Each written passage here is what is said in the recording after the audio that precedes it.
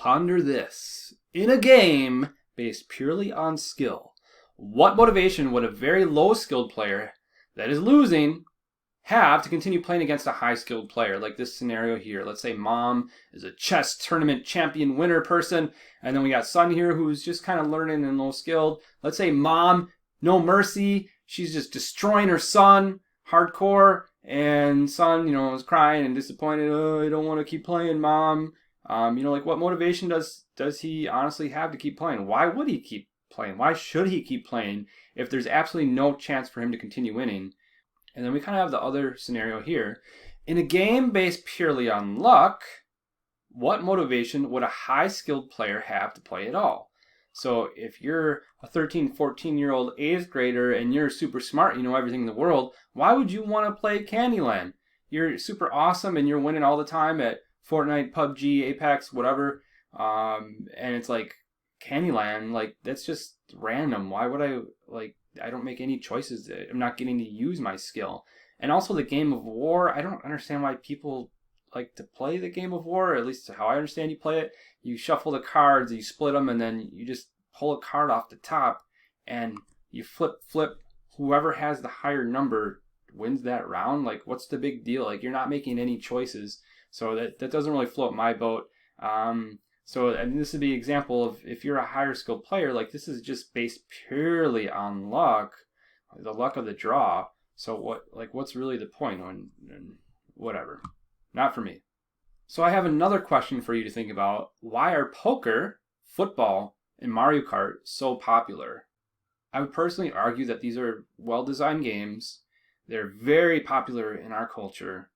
And it's kind of like, okay, well, why are they so popular? So we will come back to those. So one of the arguments of why some of those games are so popular could be because they have a good balance of skill versus luck. So like I said, we'll come back to that.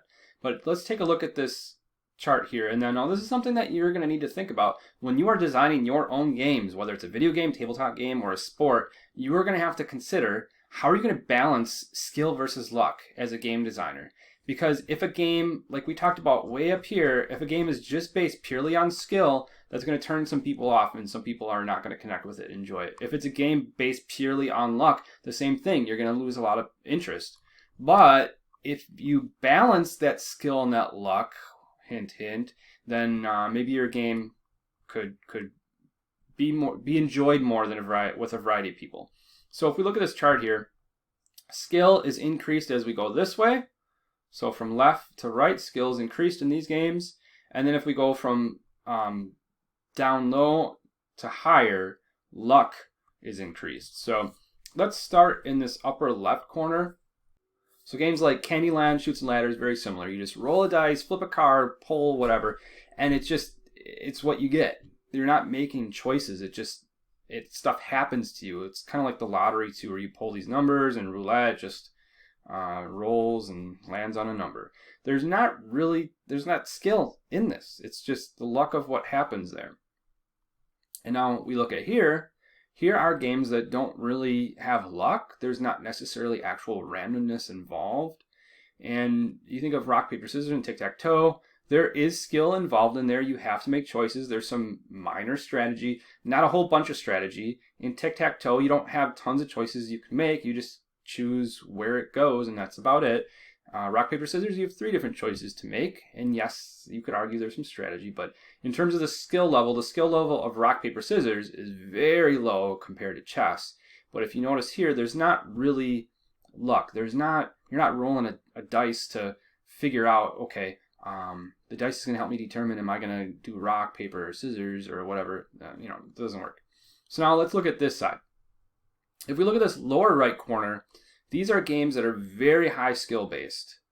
These skill based games, generally there's a lot of rules to learn. There's definitely not really so much randomness.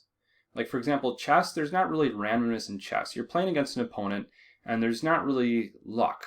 The luck could be that you got lucky because the person you're playing against just had a brain fart and they forgot or missed something. That's possible. But in terms of in general chess, very, very, very high skill-based game. I love chess. I think chess is an awesome game. But there's definitely not much luck involved in chess. Starcraft, some of you maybe have heard of Starcraft, very cool video game, strategy, real-time strategy-based video game, lots of skill involved. You're managing all these different units and building all these different units and so on. So very, very high skill-based game. And then we also have Go and billiards here. So now if we look at this corner is saying we have games with high skill and high luck. Now, I'm hoping that you've heard of some of these games. All of these games are very, very, very, very popular. Poker, of course, hugely popular in our culture. There's definitely skill involved with poker and definitely luck. We'll come back to that. Magic the Gathering and Hearthstone as well. These are both like video card games, or Magic the Gathering, real card game, but Hearthstone is a video card game. And there's definitely luck in terms of what card gets drawn, and then you have skill setting up your cards and so on. I've never actually played it, but I get the basics of it. So we're going to come back to examples of high skill, high luck.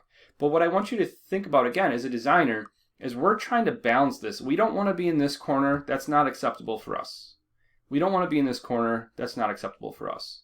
When we're designing our games, we want to be somewhere over here. And my challenge for you is for you to design something that has a good balance of high skill and high luck. So here's another way to look at skill versus luck. Blue is going up, and that's skill. As the requirement of skill increases, then luck decreases in general. So when luck is really, really high in a game, in general, then the skill is probably going to be lower. So what your job as a game designer is you're going to try and choose how much luck versus skill are you going to have. And again, my challenge for you is to try and balance the two, because if I am a low skilled player, if I'm playing a game that's based purely on skill, so if we go back up here, like a game like Starcraft, when you first start playing, you're going to be really bad and you're going to get destroyed. So for some players that turns them off and they never want to learn the game. Like we said over here though, it's too easy. So over here, this is where we got Chutes and Ladders, and then over here is where we have our Starcraft and chess. So what we're trying to do is we are trying to design a game that we could say is kind of balanced. And the way that you do that is with your mechanics and your rules.